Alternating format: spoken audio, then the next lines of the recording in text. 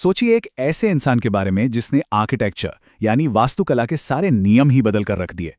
एक ऐसा विजनरी जिसका 50 साल लंबा करियर आज भी हमारी बिल्डिंग्स और शहरों को एक नई शक्ल दे रहा है। जी हां, आज हम बात करने वाले हैं महान ले कॉर्ब्यूजियर की। उनका असर इतना गहरा था, इतना जबरदस्त था कि यूनेस्को ने उनकी 17 अलग अलग इमारतों को, जो 7 देशों में फैली हैं, सिर्फ एक, जी हां सिर्फ एक वर्ल्ड हेरिटेज साइट माना है। ये बात अपने आप में ही कमाल की है और इस बात का सबूत है कि उन्होंने वाकई एक ग्लोबल क्रांति ला दी थी। तो चलिए इस शानदार सफर पर निकलते हैं।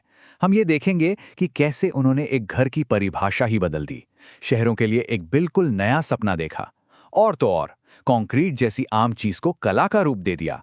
हम उनकी पूरी कहानी को परत दर परत खोलेंगे। तो कहानी शुरू कहां से होती है? इनकी शुरुआत हुई चार्ल्स एडवर्ड जेनरेट के नाम से, लेकिन फिर साल 1920 में उन्होंने अपना यह नाम छोड़ दिया और एक नया नाम अपनाया, ले कॉर्बूसिए। देखिए, यह सिर्फ एक नाम का बदलना नहीं था, ये एक ऐलान था, पुराने तौर तरीकों से, पुरानी वास्तुकला से पूरी तरह अलग होने का ऐलान। तो ठीक है, इस नई शुरुआत के साथ उन्होंने किया क्या?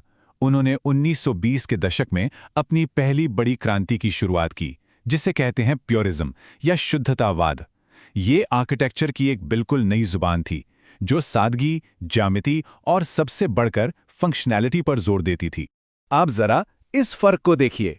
बाईं तरफ है बीता हुआ कल, बोझिल, भारी भरकम, सजी धजी और अंधेरी इमारतें, और दाईं ओर है आने वाला कल, हल्का फुल्का, खुला और रोशनी से नहाया हुआ।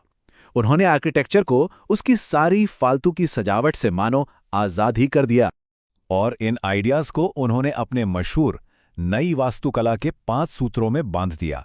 ये एक तरह का मैनिफेस्टो था। खंबों यानी पायलट्स ने इमारतों को जमीन से ऊपर उठा दिया, जिससे नीचे गार्डन के लिए जगह खुल गई। ओपन प्लान्स और लंबी लंबी रिबन खिड़कियों ने अंदर रोशनी और हवा का रास्ता खोल दिया। ये सच में क्रांतिकारी बदलाव था। उनका सबसे मशहूर और शायद सबसे विवादित बयान भी इसी सोच से निकलता है, एक घर रहने के लिए एक मशीन है। अब इसका ये मतलब नहीं था कि घर ठंडा या बेजान होना चाहिए, नहीं।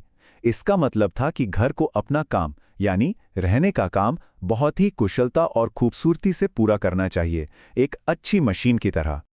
और अगर इन 5 सूत्रों को एक साथ एक्शन में देखना हो तो विला सवॉय से बेहतर कोई और मिसाल हो ही नहीं सकती। ये इमारत जमीन पर टिकी हुई नहीं लगती, ऐसा लगता है जैसे ये हवा में तैर रही हो। ये सिर्फ एक घर नहीं है, ये मॉडर्न आर्किटेक्चर का एक जीता जागता घोषणा पत्र है। तो एक घर की दुनिया तो बदल दी, पर ले कॉर्बूसिए यहीं रुकने वालों में से नहीं थे। अब उनकी नजरें थीं और भी बड़ी चीज पर, मॉडर्न शहर की उलझी हुई समस्याओं को सुलझाने पर। तो एक पूरे शहर को कैसे डिजाइन किया जाए? इसकी शुरुआत उन्होंने एक बिल्डिंग ब्लॉक से की, मार्सिया में यूनिटे द हैबिटेशन। इसे एक खड़ा गांव या वर्टिकल विलेज भी कहा जाता था।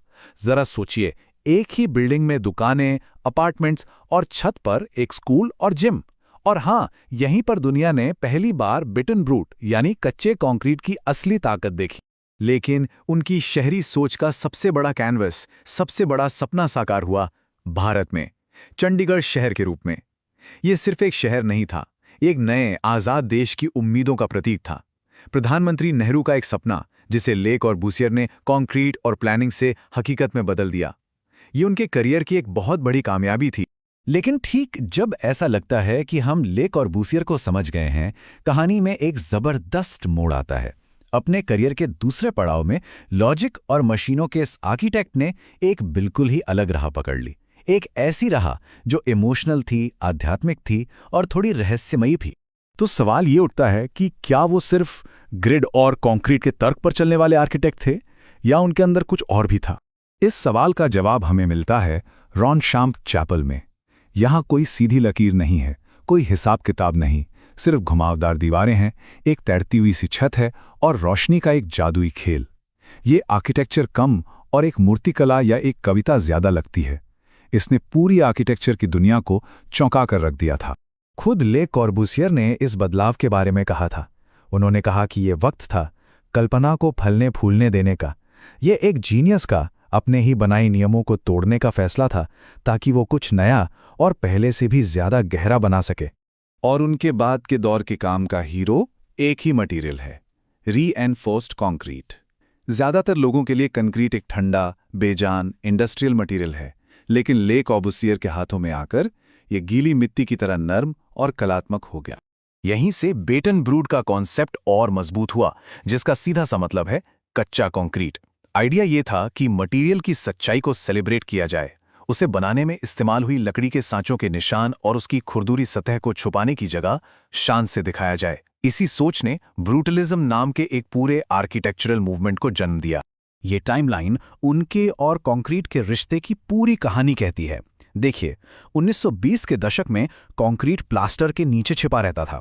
1940 आते आते वो थोड़ा थोड़ा बाहर झांकने लगा और 1950 के दशक तक तो वो हीरो बन गया, एकदम कच्चा, विशाल और अपनी पूरी ताकत के साथ सबके सामने। तो ले कॉर्बूसियर की विरासत आखिर है क्या? ये इतनी बड़ी है कि हम उनके काम को 3 अलग अलग आर्किटेक्चरल मूवमेंट्स में बांट सकते हैं, और सबसे हैरान करने वाली बात यह है कि इन तीनों की ही शुरुआत उन्होंने ही की थी। ये टेबल उनकी जबरदस्त रेंज को दिखाता है। सबसे पहले प्यूरिज्म का लॉजिक और ज्यामितीय स्टाइल, जैसा विला सावॉय में दिखता है। फिर आता है ब्रूटलिज्म का दमदार और सच्चा अंदाज, जो यूनिटी द हैबिटेशन की पहचान है। और आखिर में रॉनशैम चैपल का काव्यात्मक और आजाद मूर्तिकला वाला रूप। एक ही इंसान और 3 अलग अलग क्रांतियां। और उनका ये असर सिर्फ यूरोप तक ही सीमित नहीं रहा। उनके आइडियाज़ ने फ्रांस से लेकर भारत, जापान से लेकर अर्जेंटीना तक 4 महाद्वीपों का सफ़र तय किया। उन्होंने सच में आर्किटेक्चर की एक ग्लोबल भाषा बना दी थी। तो आखिर में सवाल यह है कि यूनेस्को ने उनकी इमारतों को ये खास दर्जा क्यों दिया? क्योंकि उन्होंने सिर्फ खूबसूरत बिल्डिंग्स नहीं बनाई, उन्होंने सोचने का एक बिल्कुल नया तरीका इजाद किया। उन्होंने आर्किटेक्चर के लिए एक नई वर्णमाला घड़ी, जिसने 20वीं सदी की पूरी कहानी लिख दी। और ये हमें एक आखिरी सवाल पर लाके छोड़ देता है। क्या ले कॉर्ब्यूसियर एक ऐसे दूरदर्शी थे जिन्होंने एक बेहतर भविष्य का सपना देखा, या एक ऐसे आदर्शवादी जिनकी बड़ी बड़ी योजनाओं ने कभी कभी इंसानी ज़रूरतों को नज़रअंदाज कर दिया? ये एक ऐसी बहस है जो आज भी आर्किटेक्चर की दुनिया में जारी है।